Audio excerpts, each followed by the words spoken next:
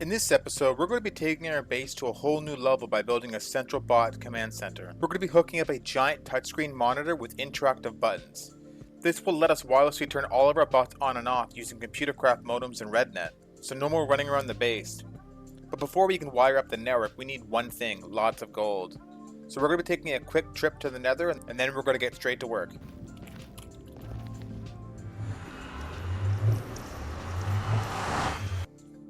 Alright, so first thing I'm going to do is get all my actual gold bars.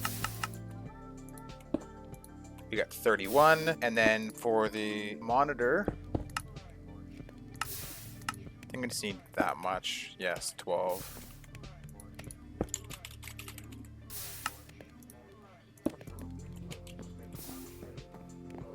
So just take this, put that there.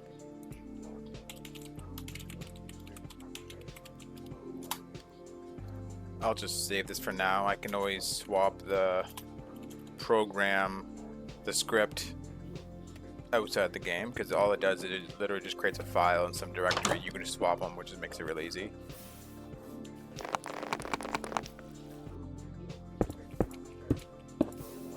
I like how these monitors actually pile up properly when you put them beside each other.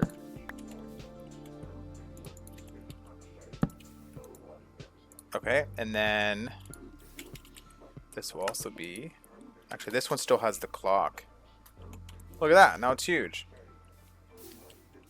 So this is now where we are going to write a bunch of code. I'm not going to actually show the whole thing because this isn't a coding tutorial video. But we just need like a title and then some buttons and then maybe just 2 sections where it'll say the name of the bot and then probably whether it's running or whether it's idle. So, because we're only dealing with 2 for right now, and then maybe over time I can kind of make that a bit better. So now we have to have something for the bot. So this one will just be crop bot, and that one will probably just be wood bot. So I need to make something here for that. So we'll do that now.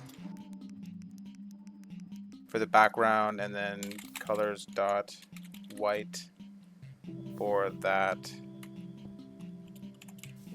Okay, the whole thing is red, so clearly we messed up somewhere, but let's just see if we can work that out. So now with that being ran, now we actually have a button here, or at least, you know, a box that has start.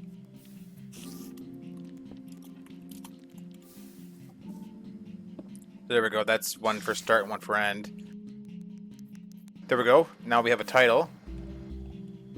I could probably add one more equals on that side. And then this is just what the buttons are going to look like. So when you click on one, like it doesn't do anything now because we need to set up the click events. But when you click on start, it'll swap to something that looks like this. I'll probably put stop instead of end. But when you click on one, it'll swap to that. And then when you click on it again, it'll go back to that. So you should be able to toggle those. There we go. Now we have one button for each. There we go. Now we have the name of the bot, and we have that because it's not running, it says idle, and then we can just hit the button to start, which I should probably move this over a little bit actually.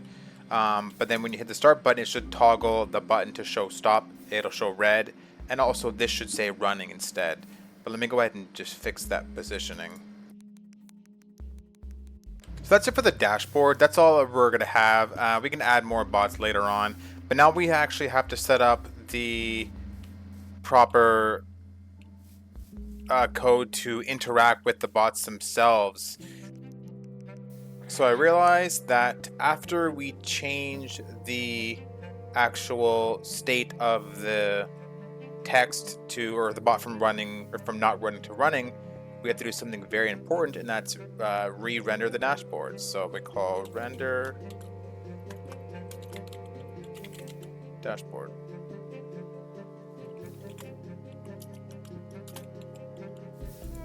There we go. Perfect. So that's basically it for that. So now we just have to do the last part, which is just sending the signal to the actual bot.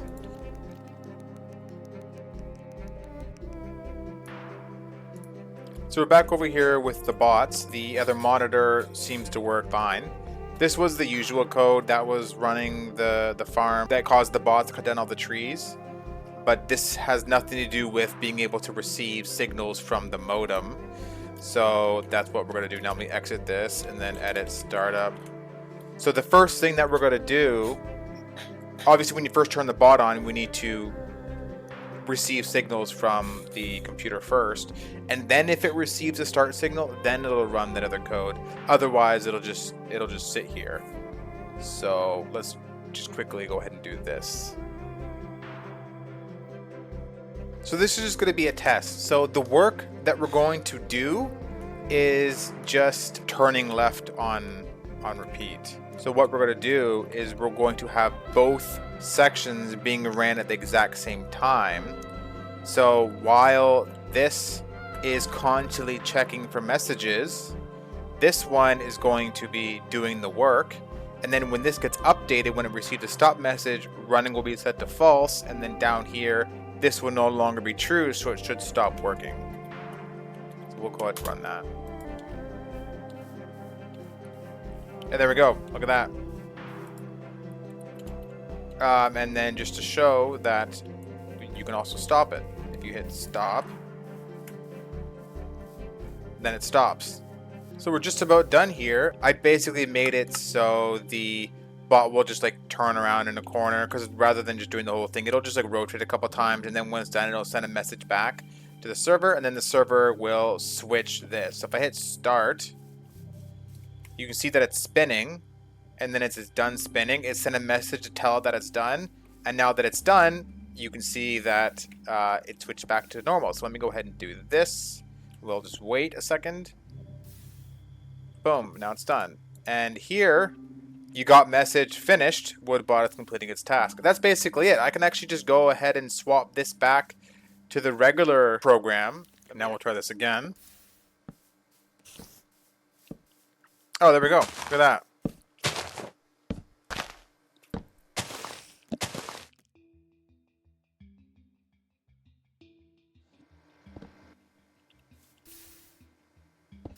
And look at that. It restarted. Perfect. And that's in the exact position. So one weird thing I noticed about the bot harvesting the crops is that normally there's a command that you can do to suck up all of the seeds and wheat, because when you harvest it, it just kind of drops on the ground, and that's what these rows are for, because there's water underneath, and if you don't have them, they'll kind of like scatter, and then they'll be outside of the path. But sometimes the bot kind of glitches and doesn't actually pick them up. So let me just go ahead and start this just to kind of show. So the thing is going, and as you can see, it's just like leaving it here, you know, and then if I have to come back and do this manually, well, then it kind of defeats the entire purpose. So, but then there is something that I discovered as a solution. I put this on the shovel, and now it picks it up perfectly fine. So when you have the hoe equipped, the seeds automatically get replanted, which means the bot doesn't have to do it, so it kind of moves along, and I think it's moving along too fast. But when you have the shovel, you don't automatically have the seeds replanted, so you need to have an extra command to manually replant every single crop, and because that takes time, the bot goes down the path slower, and because it goes on the path slower, it does actually have time in order for it to pick it up. So kind of weird that, you know, obviously the hoe is a farming tool, but it actually works better in this case if you just have a shovel. And also something I realized as well is you get way more seeds compared to wheat. So I was thinking, well, what do I do with all these seeds? Even if you replant the seeds to make more rows, well, that's just going to give you more seeds. But then I kind of found that you can actually have a compost bin. So, you know, because the bot has to plant all the seeds manually now using the shovel, I need to make sure that I always have seeds in the inventory. When I go to deposit everything in the chest, you can just probably skip the first two, because this one's probably used for fuel and this one I can keep for seeds. But then all the extra seeds you can actually throw in here, and it turns it into bone meal. So that's actually nice too. But yeah, that's it for this video. I guess we'll see you guys next time.